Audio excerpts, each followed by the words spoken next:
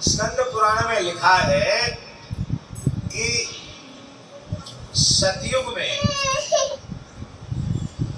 सतयुग की जितनी आयु है उतनी आयु पर्यंत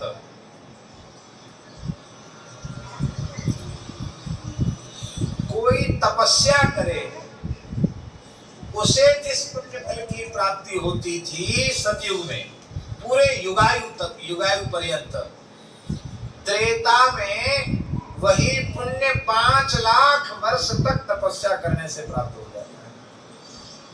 सतयुग में पूरी सतयुग की आयु जितनी है उतने समय तक तपस्या करने से जो पुण्य मिलता था वो पुण्य त्रेता में 5 लाख वर्ष की तपस्या से प्राप्त हो जाता है और द्वापर में वह पुण्य 1 लाख वर्ष की तपस्या से प्राप्त हो जाता है और कलयुग में केवल एक दिन रात भगवान के नाम का जप कर लेने से वो सतयुग का पूरे युग का पुण्य, त्रेता का 5 लाख वर्ष का पुण्य, द्वापर का 1 लाख वर्ष का पुण्य, कलयुग में केवल एक दिन एक रात्रि, दिन ही केन, रात्रि तो हम बोल रहे हैं, दिन ही केन, एक सूर्योदय से सूर्यास्त तक कुछ खाओ पियो नहीं, केवल जप करो तो सतयुग का पूरे युग का पुण्य, त्रेता का 5 लाख वर्ष का पुण्य और द्वापर का 1 लाख वर्ष भजन का पुण्य, केवल एक सूर्योदय से सूर्यास्त तक कोई हरिनाम ले ले इसको प्राप्त हो जाएगा। बताओ है इतना कोई पुण्य देने वाला?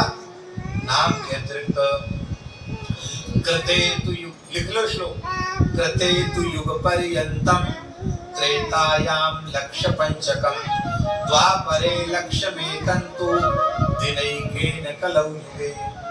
एक दिन में कलयुग में वो प्राप्त हो जाता है। पद्म पुराण में लिखा है महाराज जी, कृते ध्यायतो विष्णुं त्रेतायाम यजतो मखैः द्वापरे परिचर्यायाम कलौ तद्धरि कीर्तनात्। सतयुग में ध्यान से जो फल मिलता था, त्रेता में यज्ञ से, द्वापर में परिचर्या से, वही फल कलयुग में केवल नाम संकीर्तन से मिल जाता है। तस्मात् लोकोद्धारणार्थ हरिनाम प्रकाशयेत् सर्वत्र मुच्यते लोको महापापात् खलु युगे।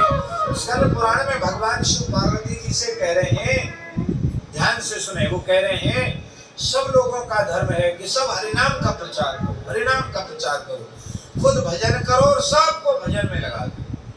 बोले क्या होगा उससे? बोले ये सबसे बड़े पुण्य का काम है कि जीव जगत के उद्धार के लिए स्वयं हरिनाम का जप करें और हरिनाम जप का खूब प्रचार करें, क्योंकि सर्वत्र मुच्यते लोकः, सारा संसार मुक्त हो जाता है। महापापात् कलौ युगे, महापाप से कलयुग में मुक्त हो जाता है। ऐसे श्लोक जब हम पढ़ते हैं तो हमारी